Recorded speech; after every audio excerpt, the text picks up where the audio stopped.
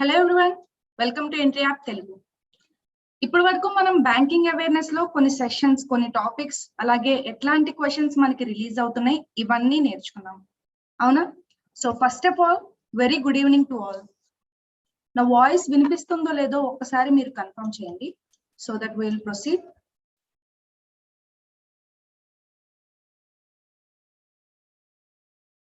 Hello, నా voice వినిపిస్తుందా అండి? Let me know that once.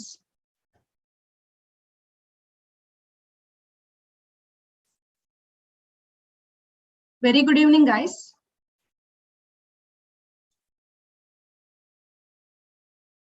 త్వరగా మీ ఫ్రెండ్స్ ని కూడా యాడ్ అవ్వమని చెప్పండి.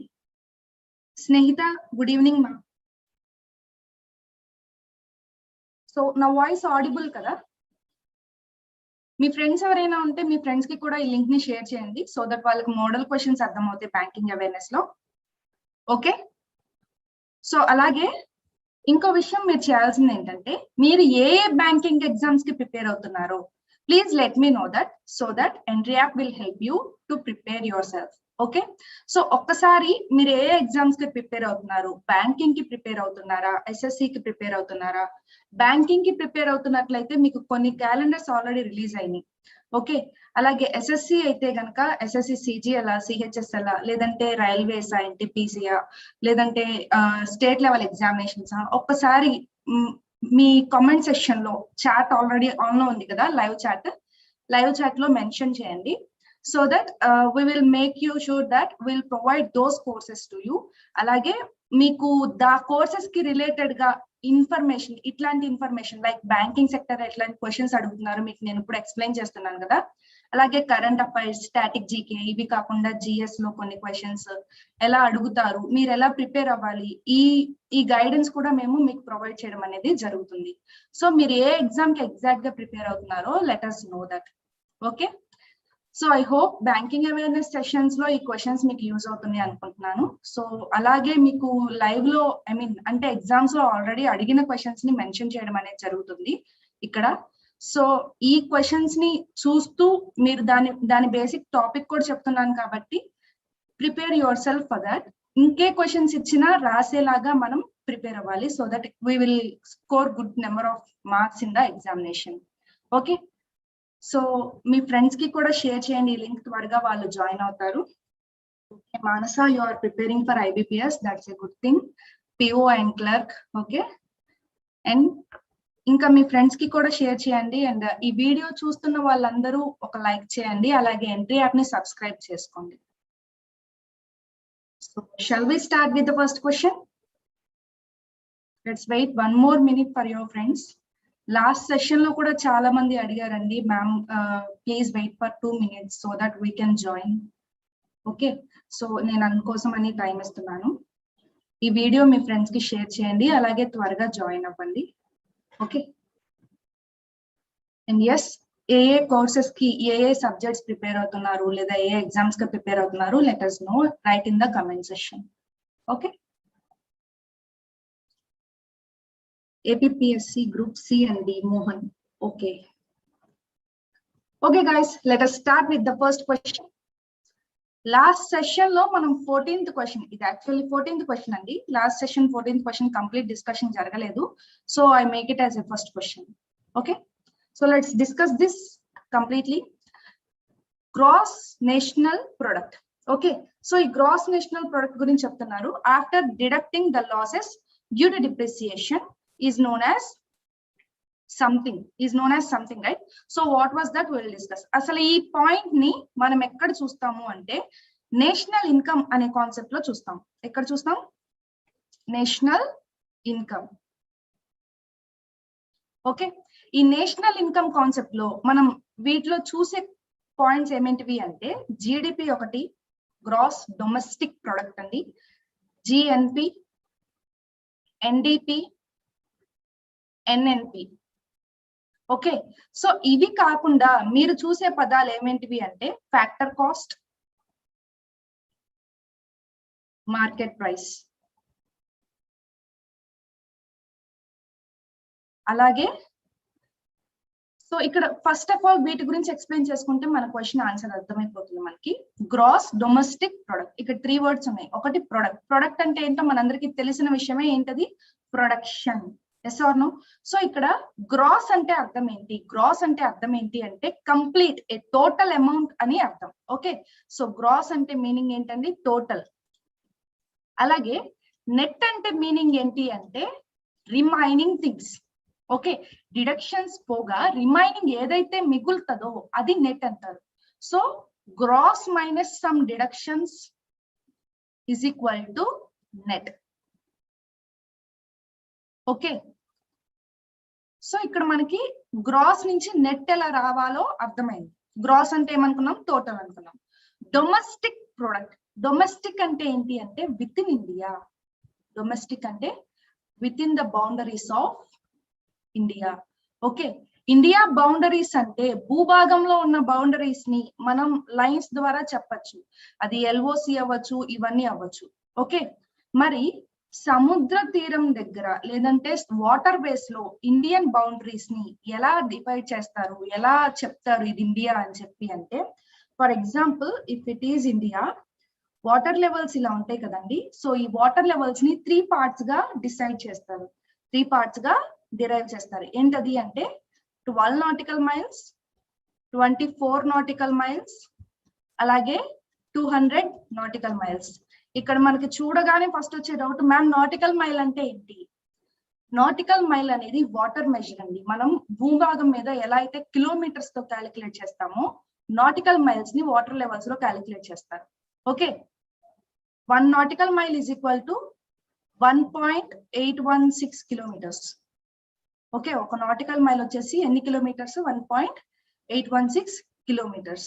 ఓకే, సో ఇక్కడ ఇది ఎలా డివైడ్ చేశారు, వీటి పేర్లు ఏంటి అంటే అప్ టు, అంటే 0 to 12 నాటికల్ మైల్స్ ని ఏమని పిలుస్తారు అంటే టెరిటోరియల్ వాటర్స్ అని పిలుస్తారు. ఏమంటారు? Territorial waters. దీన్ని ఏమంటారు అంటే part and parcel of India, అంతవరకు కంప్లీట్ ఇండియాని. Okay, so 0 to 24 nautical miles ఏమంటారు అంటే కస్టమ్స్ వాటర్. Customs waters. ఈ కస్టమ్స్ వాటర్స్ ని ఎందుకు యూజ్ చేస్తారు అంటే for the purpose of foreign trade. మనం చూసినట్లయితే ఎప్పుడన్నా వైజాగ్ బీచ్ కి గానీ ఇట్లా వెళ్ళినప్పుడు కొంత దూరంలో షిప్లు ఆగి ఉండడం చూస్తాం మనం, అవునా?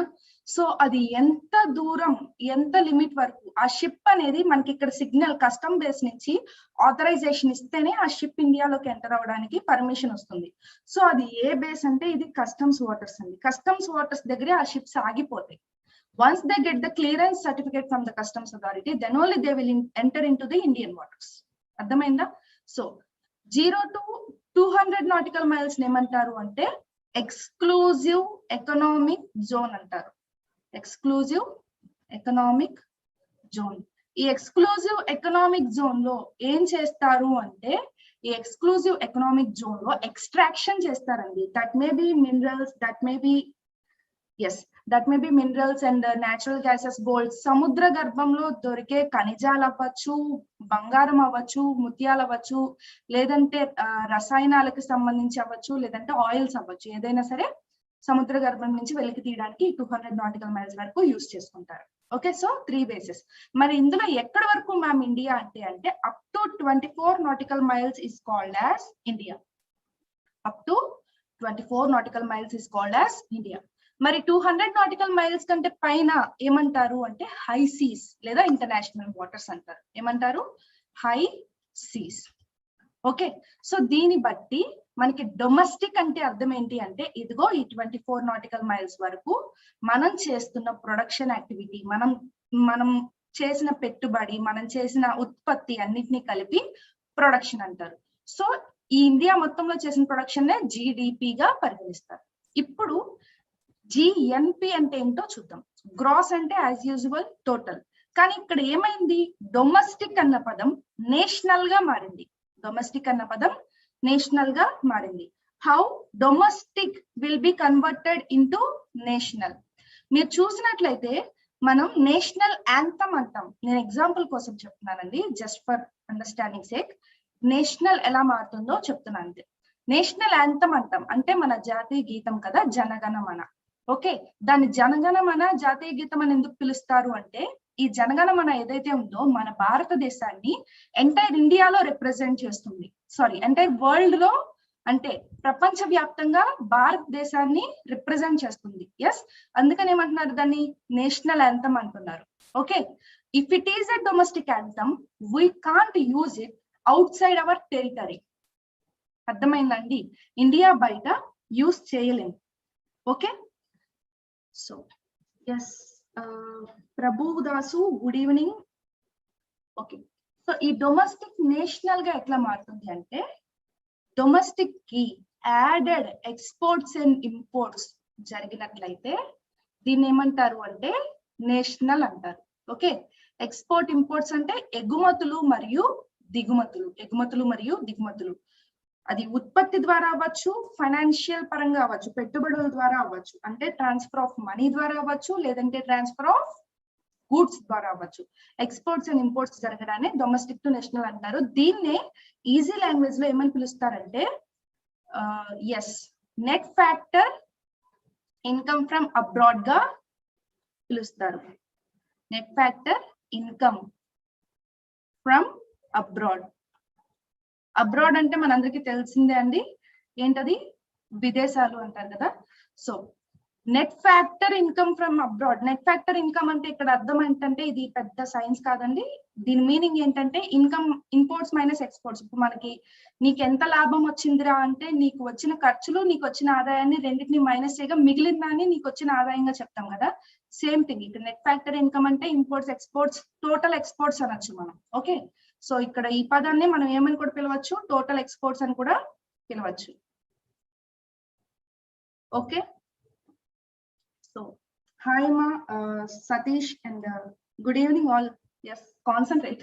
సో ఇక్కడ జిఎన్పి అని చెప్పుకున్నాం, జిఎన్పి లో డొమెస్టిక్ నేషనల్ గా కన్వర్ట్ అయింది అని చెప్పుకున్నాం. డొమెస్టిక్ నేషనల్ గా ఎప్పుడు కన్వర్ట్ అయింది అనుకున్నాం, ఫారిన్ ఫ్యాక్టర్స్ యాడ్ అవ్వడం వల్ల, net factor income from abroad add అవ్వడం వల్ల జరిగింది అనుకున్నాం. ఇక్కడ దేని గురించి ఇచ్చారు, జిఎన్పి లో నుంచి డిడక్షన్స్ పోను ఏమొస్తుంది అని అడిగారు. చూడండి ఇక్కడ జిఎన్పి మైనస్ డెప్రిసియేషన్. ఈ డెప్రిసియేషన్ అంటే ఏంటో చూడండి, the general reduction in the value of an asset due to natural phenomenon. ఇప్పుడు సపోజ్ ఈ పెన్ ఉంది, ఈ పెన్ను నేను విరగొట్టేసి ఇది పాడైపోయింది కదా, ఇది డెప్రిసియేషన్ అంటే అది రాంగ్. అదే వేర్ అండ్ టేర్, వాడగా అది పాడైపోయినట్లయితే అదేమవుతుంది, న్యాచురల్ ఫినామినన్ వల్ల పాడైపోవడం అవుతుంది. దట్ ఈస్ వాట్ డెప్రిసియేషన్ అంటే, ఒక వస్తువులో వచ్చే స్వతహా తరుగుదల. ఓకే, సో అది భారతదేశం మొత్తంలో కూడా ఉంటుంది. So this is the perfect word for the deduction here in India. Okay, so ఇప్పుడు ఏం చేస్తున్నారు, ఈ జిఎన్పి లో నుంచి డెప్రిసియేషన్ తీస్తున్నారు. ఎప్పుడైతే గ్రాస్ లో నుంచి డిడక్షన్ తీస్తామో గ్రాస్ ఏమైంది, నెట్ గా కన్వర్ట్ అయింది. So nothing but now gross is converting into net and it is a national product. అర్థమైందా అండి? So it is what, option is D. I hope you understood. Next net domestic product అన్నా అంతే, C GDP minus depreciation. Now gross will convert into net, NDP. Clear? NNP ఎట్లా వస్తుంది, మనకి 2 ways లో NNP వచ్చే అవకాశం ఉంది. ఒకటి ఈ విధంగా GNP మైనస్ డెప్రిసియేషన్, రెండు ఏ విధంగా అంటే GDP minus depreciation plus or minus net factor income from abroad.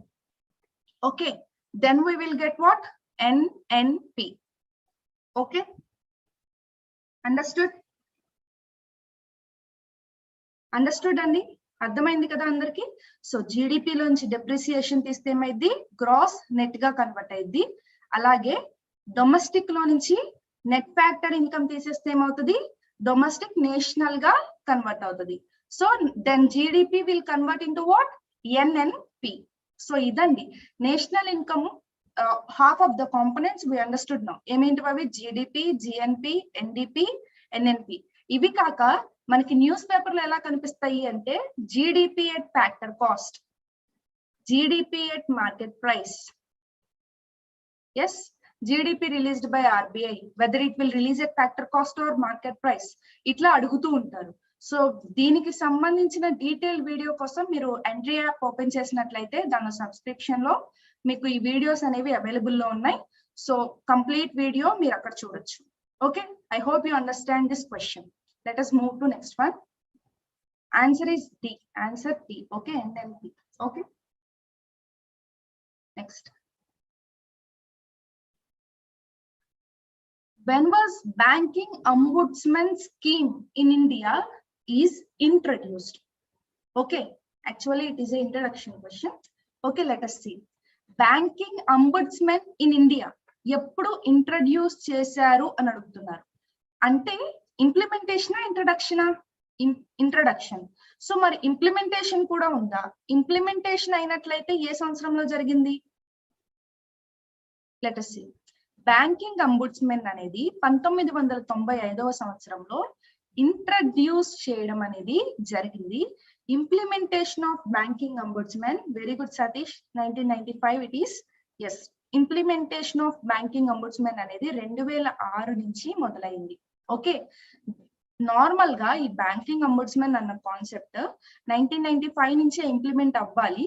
But ఇక్కడ ఏమైందంటే బ్యాంక్స్ పబ్లిక్ నుంచి కేసెస్ ని కలెక్ట్ చేయడం విషయంలో 2002-03 విషయంలో ఇయర్ వచ్చేసరికి ఏమైంది అంటే మాస్ గా కేసెస్ అనేవి రిసీవ్ అయ్యాయి. అంటే చాలా పెద్ద అమౌంట్ లో కేసెస్ అనేవి రిలీజ్ అవ్వడం అనేది జరిగింది. Okay, I mean banks receive చేసుకోవడం జరిగింది.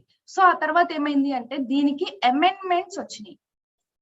అమెండ్మెంట్స్ వచ్చి ఎప్పటి నుంచి ఇంప్లిమెంట్ అయింది అంటే 2006 నుంచి ఇంప్లిమెంట్ అయింది. ఎగ్జామ్ లో చాలా చాలా చాలా ఇంపార్టెంట్ క్వశ్చన్ అండి, చాలా సార్లు అడగడం జరిగింది బ్యాంకింగ్ అంబుడ్స్మెన్ స్కీమ్ గురించి. Introduction 1995, implementation 2006.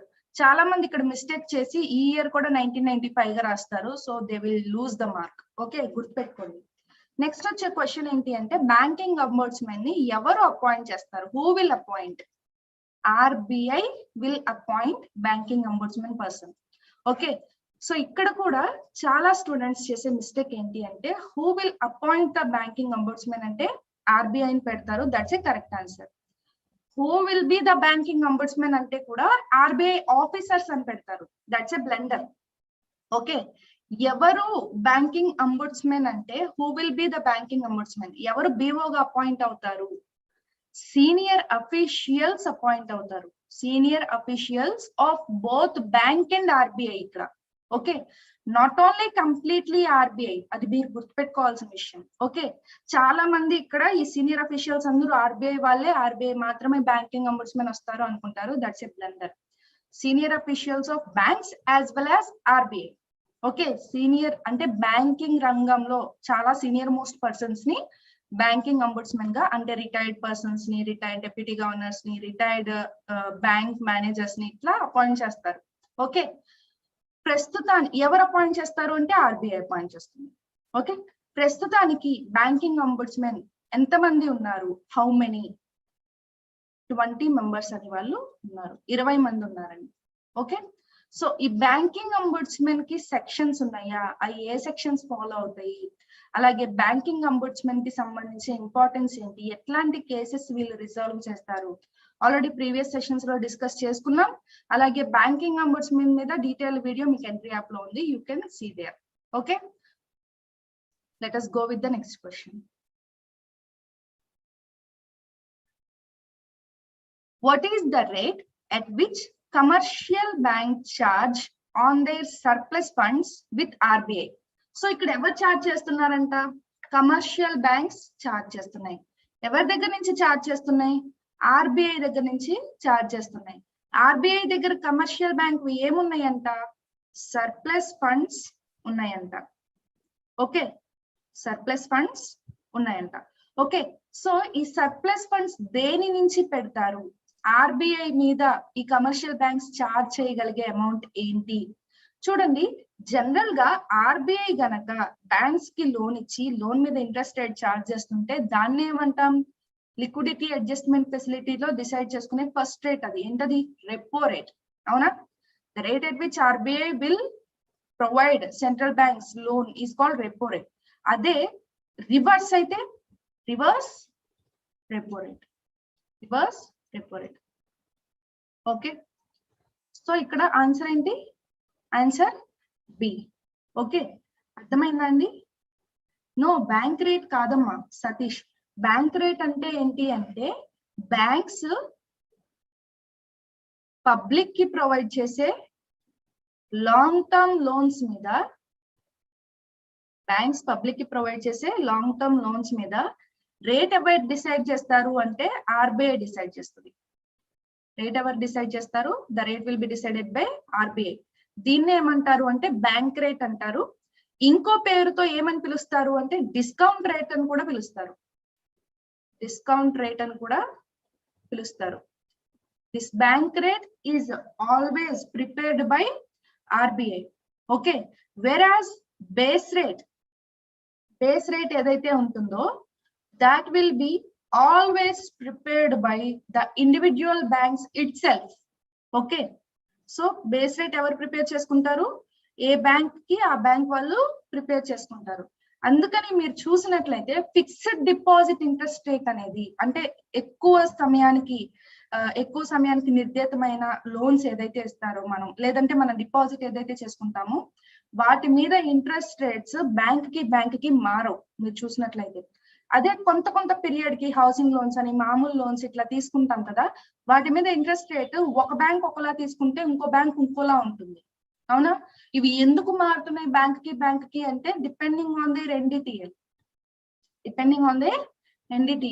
ఆ bank marginal cost of lending rates use చేసుకొని, ఆ బ్యాంక్ యొక్క ప్రాఫిటబుల్ పర్సంటేజెస్ ని యూజ్ చేసుకొని రేట్స్ అనేవి వాళ్ళకి ఫేవరబుల్ గా మార్చుకుంటాయి. అంటే ఎంత పెడితే వాళ్ళకు ప్రాఫిటబుల్, ఎంత పెడితే కాదు అన్న బేసిస్ మీద వెళ్తాయి. అలాని వాళ్ళు మితిమీరి ఇంట్రెస్ట్ రేట్స్ పెట్టచ్చా అంటే నో, దానికి కూడా కొన్ని గైడ్ లైన్స్ ఉంటాయి.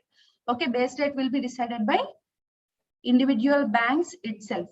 ఓకే, రెపో రేట్ అంటే ఏమనుకున్నాం? The rate at which RBI will give loans to banks. Okay, reverse repo rate means reverse central banks reserves ఏదైతే ఉన్నాయో అవి ఆర్బీఐ దగ్గర పెట్టుకుంటే ఆర్బీఐ ప్రొవైడ్ చేసే ఇంట్రెస్ట్ నే రివర్స్ రెపో రేట్ అంటారు. క్యాష్ రిజర్వ్ రేషియో అంటే ఏంటి అంటే ఆర్బీఐ ప్రతి బ్యాంక్స్ ఇంత amount of cash reserve ratio నా దగ్గర పెట్టాలి అని చెప్తుంది. అంటే నేను మీకు అర్థమయ్యే భాషలో చెప్తున్నాను. Like parents will guide the children that మీరు దాచిపెట్టుకున్న డబ్బులన్నీ నా దగ్గర ఉంచండి, కొన్ని రోజుల తర్వాత నేను మీకు మళ్ళీ ఇస్తాను అని చెప్పి ఇట్లా చెప్తారు కదా. So the same way RBI కూడా ఏం చెప్తుంది అంటే చిల్డ్రన్ బ్యాంక్ అంటే మిగతా బ్యాంక్స్ అన్నిటి దగ్గర నుంచి మీరు ఇంత అమౌంట్ ఆఫ్ రిజర్వ్ అనేది నా దగ్గర దాచిపెట్టాలి అని చెప్తుంది. అదే ఏంటి అంటే క్యాష్ రిజర్వ్ రేషియో. ఓకే, అది ఏ సెక్షన్ ప్రకారం అంటే సెక్షన్ 24 ప్రకారం. ఓకే, బ్యాంక్ రేట్ అంటే ఇప్పుడే చెప్పుకున్నామండి, బ్యాంక్స్ పబ్లిక్ కి ప్రొవైడ్ చేసే లాంగ్ టర్మ్ లోన్స్ మీద ఆర్బీఐ రేట్ డిసైడ్ చేస్తుందని దాన్ని ఏమంటారు? బ్యాంక్ రేట్ అంటారు. అలాగే బ్యాంక్ రేట్ ని ఇంకో పేరుతో కూడా ఏమని పిలవచ్చు? డిస్కౌంటింగ్ రేట్ లేదా డిస్కౌంట్ రేట్ అని కూడా పిలవచ్చు. ఇక్కడ మనకు వచ్చిన రెండు కొత్త పదాలు, ఒకటి ఎన్డిటిఎల్, ఇది ఆల్రెడీ ప్రీవియస్ సెషన్ లో డిస్కస్ చేసుకున్నాం. ఎన్డిటిఎల్ ఫుల్ ఫామ్ ఏమనుకున్నామండి? NDTL full form, come on guys answer. ఏమైంది? చాలా మంది క్వైట్ గా ఉన్నారు ఆన్సర్స్ చేయకుండా. 21 people are watching, right? Please like this session.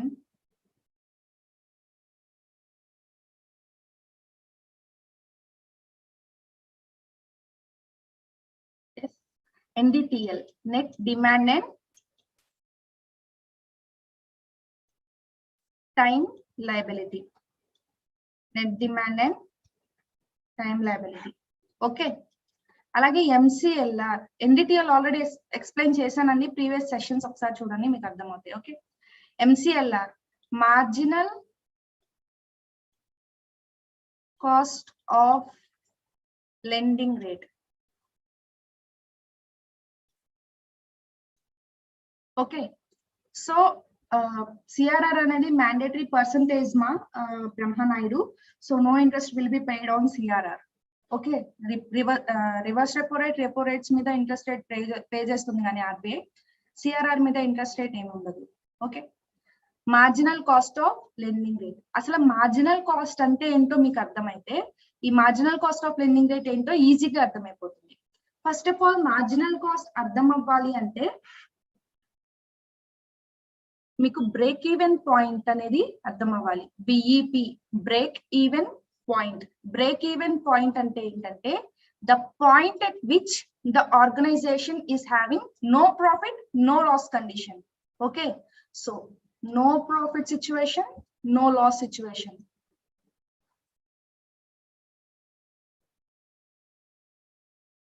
Yes, classes continuation ga untayma every week. Okay, no profit, no loss situation అంటే మీరు ఒక ఆర్గనైజేషన్ పెట్టినాక ఆర్గనైజేషన్ నిలదొక్కుని ప్రాఫిట్స్ ఎర్న్ చేయబోతుంది ఇంకొన్ని రోజుల్లో అనుకునే సిచ్యువేషన్ లో మీకు అక్కడ ప్రాఫిట్ రాదు, లాస్ రాదు. కరెక్ట్ గా మీకు సంపాదించిన అమౌంట్ ఆర్గనైజేషన్ కి ఖర్చులకు గానీ మీకు లాస్ రాకుండా సరిపోతుంది. అదే పాయింట్ ఏమంటారంటే బిఈపి పాయింట్ అంటారు. సో ఈ బిఈపి వచ్చినప్పుడు ఆర్గనైజేషన్ ఏం చేస్తుందంటే ఇంకా ఎక్స్పాండ్ చేయడానికి ట్రై చేస్తుంది. ఓకే, సో బిఈపి పైన సపోజ్ బిఈపి ఒక 40 రూపాయలు అయితే ఇంకొక 20 రూపాయలు ఖర్చు పెట్టి ప్రాఫిట్స్ ఎర్న్ చేసుకోవాలి అనే ఉద్దేశాన్ని ఏమంటారంటే మార్జినల్ కాస్ట్ అంటారు. మార్జినల్ కాస్ట్ అంటే ఏంటి?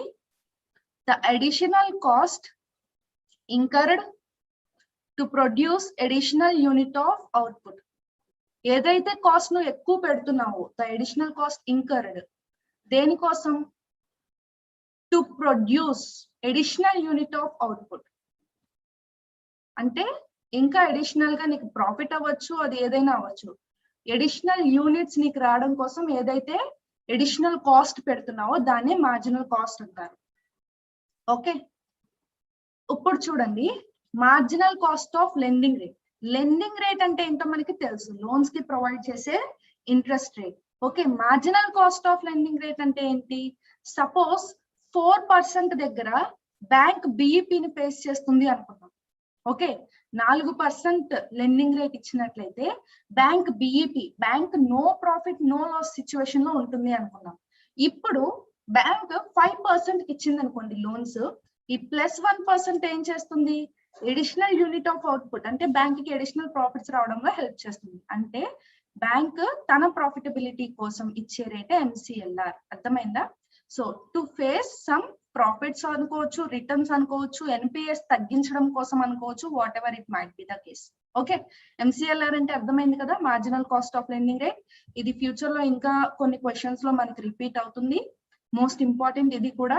ఓకే, ఇది ఆర్బీఐ రిలీజ్ చేస్తుంది, అలాగే ఇండివిడ్యువల్ బ్యాంక్స్ కూడా ఉంటుంది. Clear? I hope you understand this. Third question కి ఆన్సర్ ఏంటమ్మా? Reverse repo rate. ఓకే, అర్థమైంది కదా? Let us go to the next one. The rate at which RBI lends long-term loans to public sector banks is known as. చూడండి, public sector banks provide చేసే long term loans కి RBI lend చేస్తుందంట. ఆ rate ఏమంటారు అనుకున్నాం, ఇందాకే discuss చేసుకుందాం last session లో. చూడండి, పబ్లిక్ సెక్టర్ బ్యాంక్స్ కి లెండ్ చేసే లాంగ్ టర్మ్ లోన్స్ ని ఆర్బీఐ రేట్ డిసైడ్ చేస్తుంది అనుకున్నాం. దాన్ని ఏమన్నాం? బ్యాంక్ రేట్ అన్నాం. దాన్ని ఏమంటారని కూడా అనుకున్నాం? డిస్కౌంటింగ్ రేట్ అని కూడా అంటారని అనుకున్నాం. రెపో రేట్ అంటే ఆల్రెడీ చెప్పాను, ఆర్బీఐ బ్యాంక్స్ కి ప్రొవైడ్ చేసే లోన్స్ మీద లేదంటే సర్ప్లస్ రిజర్వ్స్ మీద రిసీవ్ చేసుకునే ఇంట్రెస్ట్ రేట్ నే రెపో రేట్ అంటారు. బేస్ రేట్ అనేది ఇండివిడ్యువల్ బ్యాంక్స్ డిసైడ్ చేసుకుంటాయి అని చెప్పాను. దేని బేసిస్ మీద అంటే ఎంసీఎల్ఆర్ ని బేస్ చేసుకొని డిసైడ్ చేస్తాయని చెప్పాను. Okay, so I hope you understood the answer. Answer is B. Clear? Let us go with the next one. CRR, SLR most important అండి. ఇక్కడ మనకి ఇచ్చిన ఫస్ట్ ఆప్షన్స్ చూద్దాం. Total deposits is nothing but deposits minus loans. Okay, అంటే ఇక్కడ మీకు ఆల్రెడీ ఇందాక net factor income from abroad, exports minus imports అని ఎట్లయితే ఉందో ఇక్కడ టోటల్ డిపాజిట్స్ అంటే అర్థం ఏంటి అంటే bank left with after deposits and loans. Loans Anu deposits ఇవ్వగా లాస్ట్ లో మిగిలిన అమౌంట్ ని టోటల్ డిపాజిట్స్ గా కన్సిడర్ చేస్తారు. ఎన్డిటిఎల్ అంటే ఏమనుకున్నాం? Net demand and time liability అనుకున్నాం. చూడండి, ఎన్డిటిఎల్ అన్న పదం చాలా సార్లు రిపీట్ అవుతుంది మీకు directly or indirectly. So you need to remember it. Okay, demand and time liability. And next CASA అంటే nothing but current account and savings deposit account. Current deposit account and savings deposit account.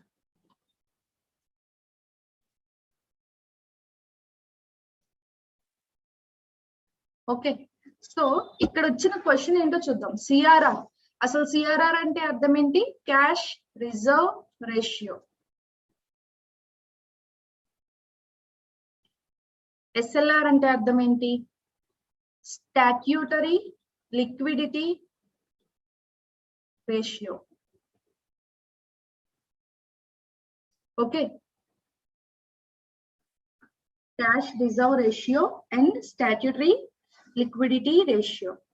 Cash reserve ratio ఏదైతే ఉందో ఇది ఏంటి అంటే ఏ rate దగ్గర banks RBI దగ్గర save చేస్తున్నాయో some amount, some percentage of NDTL that banks are maintaining with RBI is called CRR.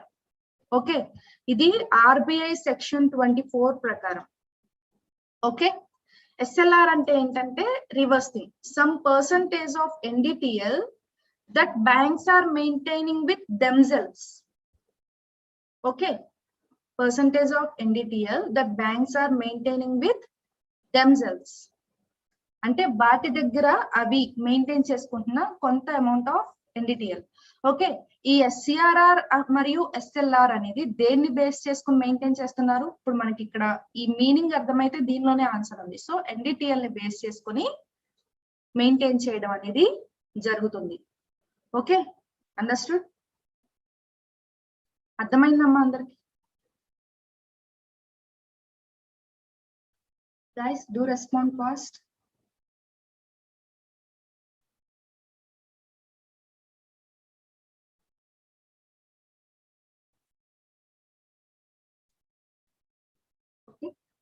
Let us go with the next one. At inflationary situation, the economy will. Okay, so RBI inflationary situation, RBI ఏం చేస్తుంది economy అంటే? ఒక్కసారి inflation flow ఎలా ఉంటుందో చూద్దాం. Inflation గనక happen అయితే prices ఏమవుతాయండి? అసలు ప్రైజెస్ రైజింగ్ సిచ్యువేషన్ కదా ఇన్ఫ్లేషన్ అనేది. ప్రైజెస్ రైజ్ అయితే ఆటోమేటికలీ రూపీ వాల్యూ ఏమవుతుంది? తగ్గుతుంది. ఈ ప్రైజెస్ పెరిగితే ప్రొడక్షన్ ఏమవుతుంది? పెరుగుతుందా తగ్గుతుందా అంటే చూడండి, ఒక పెన్ కాస్ట్ వచ్చేసి నార్మల్ గా 10 రూపాయలు, సడన్ గా ఇన్ఫ్లేషన్ వల్ల అది 15 రూపాయలు అయింది అనుకున్నాం. జనరల్ గా పీపుల్ కొనరు. అట్లాంటి సిచ్యువేషన్ లో ఏం చేస్తారు? ధరలు తగ్గుతాయిలే అప్పుడు కొనుక్కుందామని వెయిట్ చేస్తారు. ఓకే, సో అప్పుడు ఏమవుతుంది? ప్రొడక్షన్ ఆటోమేటికలీ డిక్రీజ్ అవుతుంది. ప్రొడక్షన్ తగ్గింది అనుకోండి, 10 మంది ఉండాల్సిన చోట 2 వ్యక్తులనే ఉంచుతారు. అంటే ఎంప్లాయ్మెంట్, అన్ఎంప్లాయ్మెంట్ ఏమవుతుంది? అన్ఎంప్లాయ్మెంట్ ఇంక్రీజ్ అవుతుంది. అన్ఎంప్లాయ్మెంట్ ఇంక్రీజ్ అయితే పావర్టీ ఏమవుతుంది? పావర్టీ కూడా ఇంక్రీజ్ అవుతుంది. ఎందుకంటే unemployment and poverty both are directly proportional. Okay, poverty increase అయితే సోషల్ క్రైమ్స్ కూడా ఇంక్రీజ్ అవుతాయి. అలాగే ఎకానమిక్ పీస్ అనేది డిస్టర్బ్ అవుతుంది. ఇది ఇన్ఫ్లేషన్ లో ఉన్న సిచ్యువేషన్. ఓకే, ఇలా ఉన్నప్పుడు ఇక్కడ ప్రైజెస్ ఏవైతే పెరిగిపోతున్నాయో దేని వల్ల పెరుగుతాయి అంటే డిమాండ్ అనేది పెరగడం వల్ల పెరుగుతాయి. ఎప్పుడు డిమాండ్ ఇంక్రీజ్ అయింది? సపోజ్ చూడండి, నీ దగ్గర 1000 రూపాయలు ఉన్నాయి అనుకోండి, నువ్వు 1000 రూపాయలకి సంబంధించిన గూడ్స్ కొంటావు. 100 రూపాయలు ఉంటే 100 రూపాయలతో సరిపెట్టుకోవడానికి ట్రై చేస్తావు. Okay, so what happen here is, if money supply is more, చేతిలో ఉన్న డబ్బులు ఎక్కువ ఉంటే డిమాండ్ ఏం చేస్తారు? ఎక్కువ క్రియేట్ చేస్తారు. ఓకే, సో దీన్ని తగ్గించడం కోసం, చేతిలో ఉన్న డబ్బులు తగ్గాలంటే ఏం చేయాలి? లోన్లు తీసుకోవడం తగ్గాలి. లోన్లు తీసుకోవడం తగ్గాలంటే ఎప్పుడు తగ్గుతారు? ఇంట్రెస్ట్ రేట్ ఎక్కువగా ఉన్నప్పుడు లోన్ తీసుకుంటారా? తీసుకోరు. సో ఇంట్రెస్ట్ రేట్ ఏం చేస్తారు? ఇంక్రీజ్ చేస్తారు ఇట్లాంటి టైంలో. అంటే సెకండ్ కేసు చూద్దాం. ఈ కేసులో డిమాండ్ ని పెంచాలి.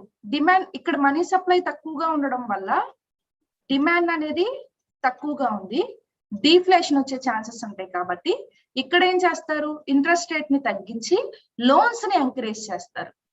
ఓకే, మనకి ఇక్కడ అడిగిన క్వశ్చన్ ఏంటి, ఎట్ ఇన్ఫ్లేషనరీ సిచ్యువేషన్ అంటే డబ్బులు ఎక్కువ ఉండి డిమాండ్ క్రియేట్ చేసే సిచ్యువేషన్ లో ఆర్బీఐ ఏం చేస్తుంది, RBI increase the interest rate. RBI increase the interest rate. Satish, it is option B, ma. Sai Kumar, it is option B. Brahma Naidu, option B. Yes. Study chair, option B is correct. Good. Okay. So అర్థమైంది కదా మీకు ఎట్లాగో linking procedure అర్థమైంది కదా. మన చేతిలో డబ్బులు ఎక్కువ ఉంటే మనం ఎక్కువ కొనుక్కుంటాం. ఓకే, మన చేతిలో డబ్బులు తగ్గాలంటే ఏం చేయాలి, మనం ఎక్కడి నుంచి అయితే డబ్బులు తీసుకొచ్చుకుంటున్నామో ఆ సోర్సెస్ ని ఇంకా కాస్ట్లీయర్ చేస్తారు. ఆ సోర్సెస్ నథింగ్ బట్ లోన్స్ అవ్వచ్చు, ఇంకేదైనా అవ్వచ్చు. సో లోన్ ఎప్పుడైతే ఇంట్రెస్ట్ రేట్ పెరిగిపోతుందో ఆటోమేటిక్ గా పీపుల్ చేతిలో ఉన్న మనీ తగ్గిపోతాయి. లైక్ డిమానిటైజేషన్ చూడండి, మనీ సప్లైని క్యాన్సిల్ చేయడం వల్ల ఆ కొంచెం పీరియడ్ లో డబ్బులు అనేది ఎక్కువ మంది చేతుల్లో లేకపోవడం వల్ల డిమాండ్ తగ్గింది, రియల్ ఎస్టేట్ పడిపోయింది, ఇట్లా ఇదంతా చైన్ ప్రాసెస్ జరిగింది కదా. సేమ్ థింగ్, మనీ సప్లై తగ్గితే ఆటోమేటిక్ గా ఇన్ఫ్లేషన్ అనేది తగ్గిద్ది, మనీ సప్లై పెరిగితే ఇన్ఫ్లేషన్ అనేది పెరిగిద్ది. Understood? I hope you understood this question. Shall we move to next? Next, NDTL consist of. మనం ఇప్పుడు వరకు చాలా చాలా చాలా సార్లు చెప్పుకున్నాం. అసలు NDTL అంటే ఏంటి, net demand and time liability.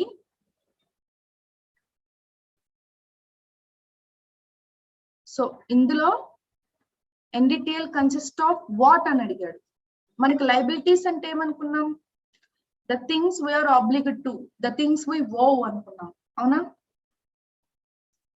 అంటే మనం ఏదైతే బాధ్యతతో తిరిగి రీపే చేయాలో వాటిని లయబిలిటీస్ అన్నాం. బ్యాంక్స్ తిరిగి రీపే చేయాల్సినవి ఏంటి, డిపాజిట్స్. అవునా? ఎవరైతే పీపుల్ డిపాజిట్స్ ఇస్తారో వాళ్ళకి, బ్రహ్మనాయుడు ఏది అర్థం కాలేదు మీకు, ప్రెసెంట్ క్వశ్చనా ప్రీవియస్ క్వశ్చనా?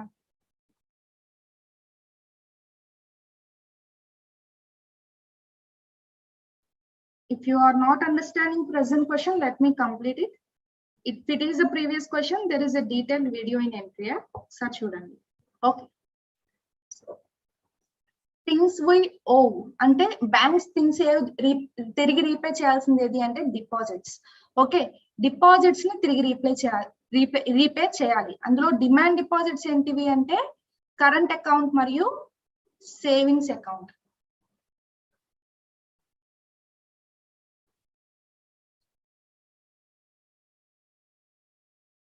ఓకే, అదే టైమ్ ఆర్ టర్మ్ డిపాజిట్స్ అంటే ఏంటివి అంటే fixed deposit account,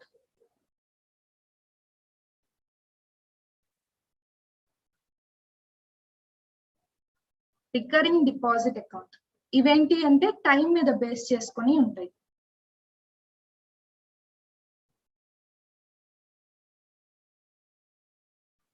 okay, so ఇక్కడ NDTL కన్సిస్ట్స్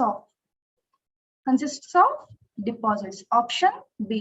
లోన్స్ అనేవి ఏంటి, లయబిలిటీస్ లో, ఐ మీన్ అసెట్స్ లోకి వెళ్ళిపోతాయి. లోన్స్ అనేవి అసెట్స్ అంటే things we own. Okay, loans and advances assets of the banks. Okay, deposits are liabilities. So మీరు ఇలా డైరెక్ట్ గా గుర్తుపెట్టుకోవచ్చు. ఒక్కసారి మనం 6th క్వశ్చన్ ఫాస్ట్ గా రిపీట్ చేసుకుందాం చూడండి. ఇన్ఫ్లేషనరీ సిచ్యువేషన్ లో ఆర్బీఐ ఏం చేస్తుంది ఎకానమీ స్టేబుల్ గా ఉండడానికి అని అడిగారు. ఓకే, సో ఇన్ఫ్లేషనరీ సిచ్యువేషన్ ఎందుకు ఉంటుంది అంటే మన దగ్గర అంటే ప్రజల దగ్గర డబ్బులు ఎక్కువ ఉండి ఎక్కువగా అమ్మడం కొనుగోలు చేస్తున్న టైంలో ఏమవుతుంది అంటే ధరలు పెరగడం స్టార్ట్ అవుతుంది. ఓకే, సో ఈ ధరలు పెరిగినప్పుడు ఆర్బీఐ ఏం చేస్తుంది అంటున్నారు, మనకి ఏదైతే సోర్స్ నుంచి మనీ వస్తాయో అంటే లోన్స్ రూపంలో మనీ వస్తాయో ఆ లోన్స్ కాస్ట్ ని పెంచిద్ది. లోన్స్ కాస్ట్ ని పెంచడం అంటే ఏంటి, నథింగ్ బట్ ఇంట్రెస్ట్ రేట్ ని పెంచడం. ఇంట్రెస్ట్ రేట్ పెంచితే మనం లోన్స్ తీసుకోం, మనం లోన్స్ తీసుకోకపోతే మన దగ్గరికి మనీ రాదు, మన దగ్గరికి మనీ రాకపోతే మనం డిమాండ్ క్రియేట్ చేయలేం. Understand? Okay, next question. Who designed the rupee symbol in India? భారతదేశంలో రూపీ సింబల్ ని ఎవరు డిజైన్ చేశారు అని అడుగుతున్నారు. ఉదయ్ కుమార్ గారు అండి 2010 సంవత్సరంలో రూపీ సింబల్ ని డిజైన్ చేసి ఇవ్వడం అనేది జరిగింది. ఓకే, 1 జూన్ 2010 నుంచి ఇది ఇంప్లిమెంట్ అయింది అండ్ 2009 లో దీన్ని ఇచ్చారు. ఓకే, సో విప్రో గానీ ఇట్లాంటి కంపెనీస్ అన్ని ఏం చేసినాయి అంటే 2011, 2012, 2013 ఈ సంవత్సరంలో ఏం చేశాయంటే విండోస్ సాఫ్ట్వేర్ ని కూడా అప్డేట్ చేసి మనకి ఇంటర్నేషనల్ గా విండోస్ 7 నుంచి ఏమైంది అంటే ఈ రూపీ సింబల్ మీరు చూసినట్లయితే ఎంఎస్ ఆఫీస్ లో కానీ వీటిల్లో ఎక్సెల్ లో రూపీ సింబల్ అనేది రావడం జరిగింది. ఓకే, సో ఈ సింబల్ ని ఎవరు డిజైన్ చేశారు అంటే ఉదయ్ కుమార్ గారు డిజైన్ చేశారు. ఉదయ్ కుమార్ ధర్మలింగి. ఓకే, ఈయన డిజైనింగ్ స్పెషలిస్ట్ అండి. ఓకే, ఆర్బిఐ మనకి ఇచ్చిన నోటిఫికేషన్ ప్రకారం అంటే రూపీ సింబల్ ని డిజైన్ చేయండి అని ఇచ్చిన నోటిఫికేషన్ ప్రకారం ఈ డిజైన్ అనేది చేసి ఇవ్వడం జరిగింది. ఈయన ఆర్బిఐ లో అపాయింట్ అయ్యే లోపే ఈ సింబల్ ని డిజైన్ చేసి ఇచ్చారు. ఓకే, 2011 లో ఈయన అపాయింట్మెంట్ జరిగింది. Okay, so I hope you understood this. Okay, దీని గురించి పెద్దగా లేదు. జనరల్ గా రూపీ సింబల్ అనేది ఎక్కడి నుంచి స్టార్ట్ అయింది అంటే ఇది దేవనాగరి లిపి ద్వారా ఈ సింబల్ ని డిజైన్ చేశారు. ఓకే, 3 కలర్స్ ఉంటాయి కదా మన ఫ్లాగ్ 3 కలర్స్, దాన్ని రిప్రజెంట్ చేస్తూ ఈ సింబల్ ని డిజైన్ చేశారు అని చెప్తారు. ఈయన యూజ్ చేసిన లెటర్ ఏంటి అంటే ఆర్. ఆర్ అనేది దేవనాగరి లిపి ప్రకారం రా అని పలుకుతారండి. రా, రూపాయ అన్న ఇది దీన్ని బేస్ చేసుకుని రిలీజ్ చేయడం అనేది జరిగింది. సో ఇలా ఈ రూపీ సింబల్ అనేది డిజైన్ చేశారు అని చెప్పి ఉంటుంది. Okay, let us go with the next one. What is the share of state governments in RRBs? First of all, RRBs అంటే ఏంటి? రీజనల్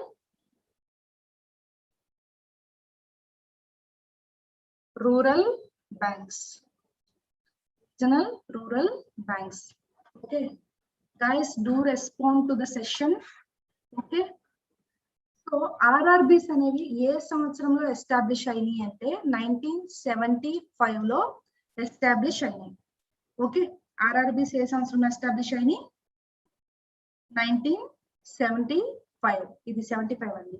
ఓకే, అలాగే RRBs కి సంబంధించిన యాక్ట్ ఆర్ లా ఏ సంవత్సరంలో వచ్చింది అంటే 1976 లో వచ్చింది. ఓకే, మొట్టమొదటిసారిగా ఏర్పడిన ఆర్ఆర్బి ఏంటి అంటే ప్రథమ రీజనల్ రూరల్ బ్యాంక్. ప్రథమ ఆర్ఆర్బి. ఓకే, దీనిలో మనకు అడిగే మోస్ట్ ఇంపార్టెంట్ క్వశ్చన్ ఏంటి అంటే ఈ ప్రథమ బ్యాంక్ కి స్పాన్సర్డ్ బ్యాంక్ ఎవరు? Syndicate bank. Syndicate bank is the sponsored bank for RRB. ప్రథమ bank, first bank. Okay, so ఈ RRB లో పర్సంటేజ్ ఎట్లా ఉంటుంది అంటే 50% ఈస్ టు 15% ఈస్ టు 35% గా షేర్ అనేది ఉంటుంది. ఓకే, ఈ 50% ఎవరు చేస్తారు అంటే సెంట్రల్ గవర్నమెంట్ ఓనర్షిప్. 50% ఎవరి ownership? Central government ownership. Okay, ఈ 15% ఎవరి ఓనర్షిప్ అంటే స్టేట్ గవర్నమెంట్ ఓనర్షిప్. 15% ఎవరిది? State government ownership. ఈ 35% ఎవరిది అంటే స్పాన్సర్డ్ బ్యాంక్ ఓనర్షిప్. ఏ బ్యాంక్ అయితే స్పాన్సర్ చేసిద్దో ఆ బ్యాంక్ యొక్క ఓనర్షిప్. ఓకే, సో ఇక్కడ మనకు అడిగిన క్వశ్చన్ ఏంటి? What is the share of the state government? State government share ఎంత? 15%. So option C. Clear? Suresh Kumar, rupee symbol is designed by Uday Kumar. First rupee Sher Shah అన్న king 1506 ఆ సంవత్సరంలో before Christ design చేయడం అనేది జరిగింది. అప్పుడు silver ముద్దల మీద ఆ కింగ్డమ్ యొక్క సింబల్స్ ఇట్లా ఉండేవి. ఇట్లా డిజైన్ చేసి ఇంప్లిమెంట్ చేశారు ఇండియాలో. ఫస్ట్ టైం రూపీ అనేది ఎక్కడ అప్పుడు రూపాయ అని పిలిచేవాళ్ళు, అలా ఈ రూపీ అన్న పేరు వచ్చింది మనకి. ఓకే, ఇక్కడ మన భారతదేశంలో అయితే షేర్ షా అన్న పర్సన్ ఈ సిల్వర్ వాటి మీద సింబల్స్ పెట్టి ఇంప్లిమెంట్ చేయడం అనేది జరిగింది. ఆల్ ఓవర్ వరల్డ్ లో ఈ ముద్రలు లేదా నాణ్యాలని ఎక్కడెక్కడ ఎక్కువగా కనుగొన్నారు అంటే యూరోపియన్ కంట్రీస్ లో, ఇండియాలో, యుఎస్ లో కనుగొనడం జరిగింది. ఆ తర్వాత ఏం జరిగింది అంటే బ్రిటన్ వాళ్ళు ఎవరైతే ఉన్నారో ఎక్కువ శాతం సిల్వర్ తోనే ఉండేది. ఈ సిల్వర్ యొక్క వాల్యూని డిమోట్ చేశారు. మనందరికీ తెలిసిన విషయమే, బ్రిటిష్ పీపుల్ ఆక్యుపై చేసి చాలా కంట్రీస్ ని సఫర్ చేశారు కదా. So the same thing silver వాల్యూని ఏం చేశారంటే డిమోట్ చేశారు. దాని వల్ల ఏమైంది అంటే మన రూపీ వాల్యూ కూడా ఫాల్ అయింది. ఓకే, ఆ తర్వాత ఏం చేశారంటే ఈ బ్రిటిష్ పీపుల్ స్టెర్లింగ్ అన్న కాంపోనెంట్ తో కాయిన్స్ ని ప్రొడ్యూస్ చేశారు. ఓకే, మనకి ఇప్పుడు రూపీ యొక్క మెటల్ కూడా అడుగుతారు, స్టెర్లింగ్ సిల్వర్ అంటారు, లేదంటే స్టెర్లింగ్ అని చెప్తారు.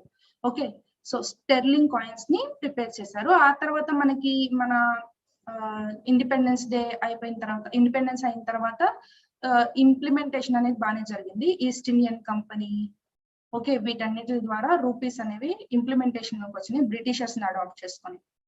I hope I clear this. Let us go with the next one. Which section of RBI Act gives the authority to RBI to print currency?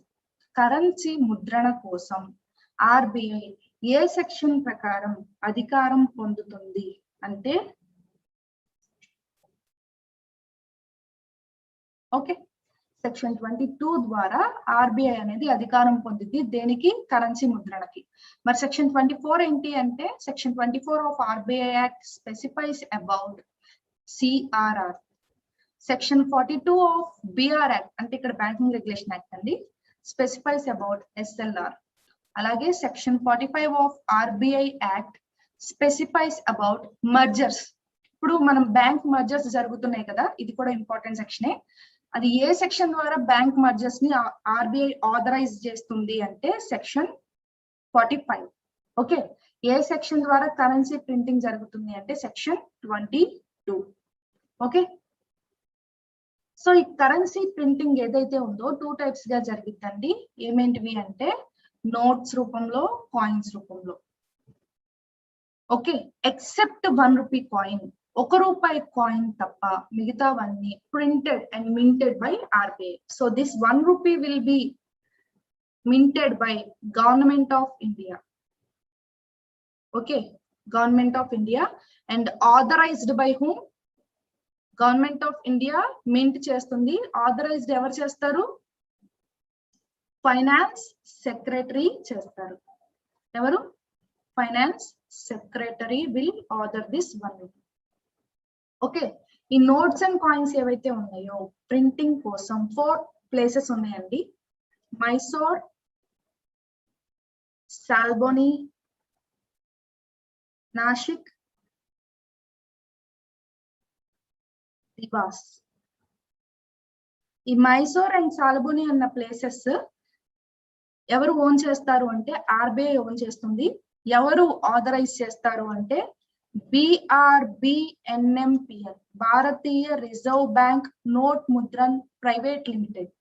ఇది ఏ సంవత్సరంలో ఎస్టాబ్లిష్ అయింది అంటే 1995. Okay, sorry 1993. ఓకే, ఈ BRBNMPL ఏం చేస్తుంది అంటే ఆర్బిఐ ఓన్ చేసిద్ది ఈ 2 ప్లేసెస్ ని కరెన్సీ ప్రింటింగ్. ఈ 2 ప్లేసెస్ నాసిక్ అండ్ దివాస్ ని గవర్నమెంట్ ఆఫ్ ఇండియా ఓన్ చేస్తుంది as per securities printing and minting corporation of India limited. Okay, security printing and minting corporation of India limited. Okay, so దీని ద్వారా government ఏం చేస్తుంది? ఈ 2 places ని own చేస్తుంది. కాయిన్ మింటింగ్ కోసం 4 ప్లేసెస్ ఉన్నాయండి. Mumbai, Hyderabad, Delhi, Noida. Okay, printing place ని బట్టి కాయిన్స్ కి సింబల్ ఉంటుందండి. స్టార్, డైమండ్, ఓకే, డాట్, అలాగే నో సింబల్. ఎక్కడ ప్రింట్ అవుతుందో దాన్ని బట్టి ఆ ప్లేస్ అని చెప్పచ్చు మనం. దీనికి సంబంధించిన డీటెయిల్డ్ వీడియో మీకు ఎంట్రీ యాప్ లో ఉందండి. Please go and watch there. Okay, I hope you understood this. Printing of coins RBI section ప్రకారం చేస్తుంది, section 22. Okay, next ATMs that are set up by non-banking entities. మనకి ATMs లో types ఉన్నాయండి. Green labelled, brown labelled, white labelled, on site, off site, ఇట్లా. Okay, అసలు on site ATM అంటే ఏంటి అంటే, మనం చూస్తూ ఉంటాం, బ్యాంక్ ఉంటుంది, బ్యాంక్ బ్రాంచ్ ని ఆనుకొని స్పెసిఫిక్ బ్యాంక్ ఏటీఎం ఉంటుంది. అంటే the ATM which is merge with the bank branch. Bank branch ఇట్లా ఉంటే ఏటీఎం ఇక్కడే ఉంటుంది, same bank ATM. That is what on site ATM. Okay, అదే బ్యాంక్ బ్రాంచ్ ఒక చోటు ఉంది, ఎక్కడో ఆ ఏటీఎం ఉంది అంటే వేరే చోటు ఉంది. సో ఆఫ్ సైట్ అంటే ఏంటంటే బ్రాంచ్ దగ్గర ఉండవు, దూరం దూరంగా ఉంటాయి, స్ప్లిట్ అయి ఉంటుంది. అలాగే వైట్ లేబుల్ ఏటీఎం అంటే ఏంటంటే those ATMs which are set up by non-banking entity and maintained by non-banking entity. Not only set up as well as maintenance, both by the non-banking entity. This is called white label ATM.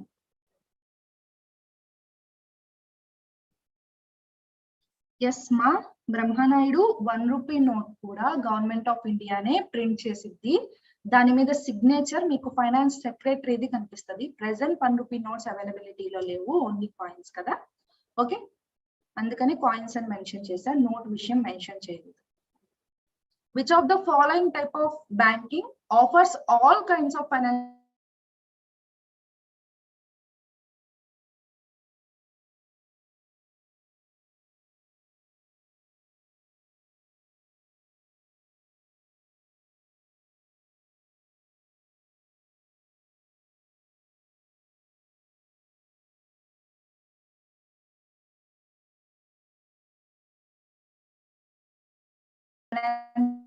అని చెప్తున్నారు. Okay, that is what universe scheme.